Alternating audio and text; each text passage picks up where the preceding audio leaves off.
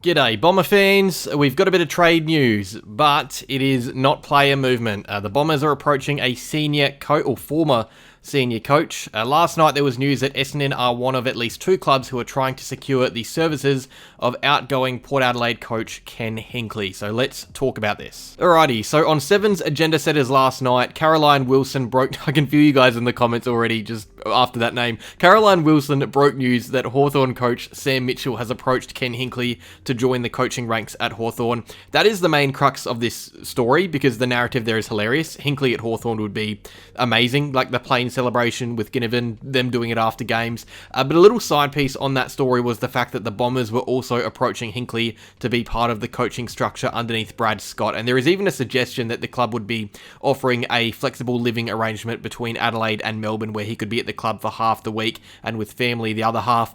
Now, I gotta say, this news is broken by Caroline Wilson. Need I say more? The last time she broke Essendon news, it was about James Hird wanting to coach again, and that claim was refuted the next day when he himself said he does not want to coach again. She is really not anyone to be trusting with breaking news, so we have to make that known. It is Caroline Wilson breaking this news. She is far from trustworthy in this space, but we do kind of have to talk about this just because of what's being claimed. So she said that she tried to get a comment from our CEO, Craig Votso. He declined the comment on the restructuring of our coaching setup. But if what she is saying is even slightly true, big if, but if that's the case, not Hinkley coming, but that we're trying to get him, that shows that the club is interested in upgrading the current coaching team that we currently have, which is a bit of a controversial point with the club. I'll touch on that in a second. But yeah, according to Caroline Wilson, Essendon are keen on Ken Hinkley. He was given the boot this year in a succession plan at Port Adelaide. He is now without a home, looking for a club to be involved in.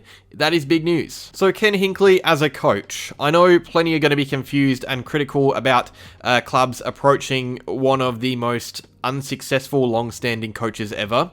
So let's go over his career a bit. So yes, he holds the record for most senior games coached without being in a grand final, but on top of that, he has an almost 60% win record as a senior coach in the league from almost 300 games coached. He's only ever dropped under 10 wins in a season once, and that was in 2025, this year. He had coached in 4 preliminary finals, all losses, but he's still got serious experience in that pointy end of finals. And before his time at Port Adelaide, we forget that he was a member of Geelong's 2 premierships in 2007 and 2009 under Mark Thompson as an assistant coach, which is what he would be at Essendon. So he's actually had more success as an assistant, even though he's won 174 times as the head honcho, which is a lot. His record is unfortunately stained by the fact he never coached in a grand final, but you cannot deny the impact Hinkley has had at Port Adelaide. He came to the club in 2013, a year after the Power only narrowly avoided the bottom 4, and in his first season at the club, he coached Port to a semi-final. I don't know about you guys, but 2014 Port Adelaide is still one of my favourite teams to have watched. That was incredible footy. Hinkley really did get his side playing seriously good footy in large patches of his career. It was just the inability to get that last piece of the puzzle when it mattered. But even without the flags and the success, Ken was seriously good at bringing a club together. Look at the way Port Adelaide players have responded since his sacking. They haven't won or played in a flag under him, but clearly they like life under him and they don't want him to leave. That is the vibe that everyone seems to go off. All year there were suggestions that Zach Butters could be on the move because of the Hinkley departure. And that's an interesting little side narrative because next year Zach Butters is going to be a restricted free agent. There was trade talk about him this year, but it hasn't eventuated. Next year, when he's a free agent, it would mean a trade would not have to be agreed upon to bring him over to a club if he wanted to move there. So it makes it a lot easier for him to move if he wants to.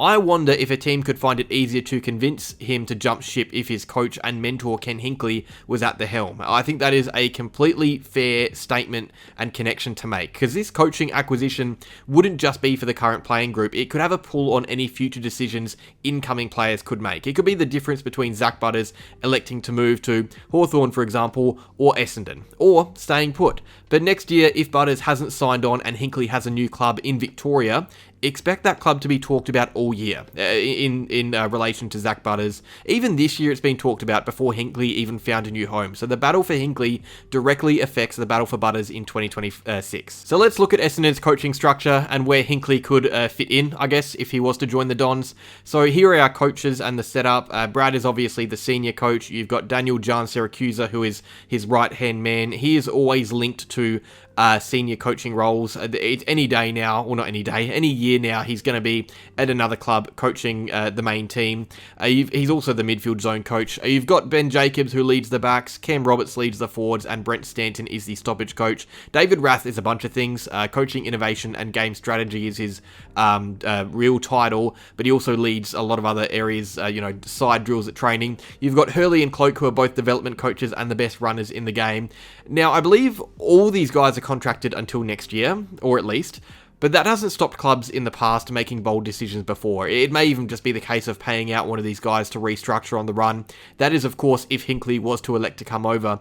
And if Hinkley was to make himself available for the Bombers, I would think it could be at the expense of one of 3 people on screen right now. I don't think he would join as a development coach. I don't think he would take Rath's role. Scott is the head honcho. John Siracusa is one of the most highly respected assistants in the game. I think it would be Cam Roberts, Ben Jacobs, or Brent Stanton in the firing line. And I would much rather see the club build their coaching staff like we did when Hurd arrived, with some real names to support our main coach. Give the young team as much leadership as possible. No offense to Roberts, Jacobs, and Stanton, but they're very green. And Hinkley, he would enter the club as the most experienced member of it, having been a part of a tremendous Geelong system, helping them win flags, joining the up-and-coming Suns, and then eventually building a team at Port Adelaide. I honestly think Hinkley would add so much to this coaching structure. I think this is an area of the club that everyone says needs work, or everyone on the outside says needs work, and it just so happens one of the best player coaches in the competition has suddenly become available. So yeah, that is the story. Ken Hinkley is being scouted by Victorian clubs, including Essendon. I think this would be great. I think it would give Scott some real leadership to lean on aside from those younger coaches. It would give the players some difference in style of coaching. He's always been a connections coach. He's someone who players would stay at a club for, or in the case of Butters, maybe leave a club for. I think it makes perfect sense. I hope the club goes hard for him. I don't see how bringing in experience like that can make you worse as a team. I can only see it improving the quality of our list. Let me know what you guys think down below. Remember, this is all news told by Caroline Wilson. It could be 100% incorrect. Don't take it to the bank. But yeah, I like it. That is all. Cheers for watching the little update video. Like if you enjoyed, subscribe if you're new, and go Bombers.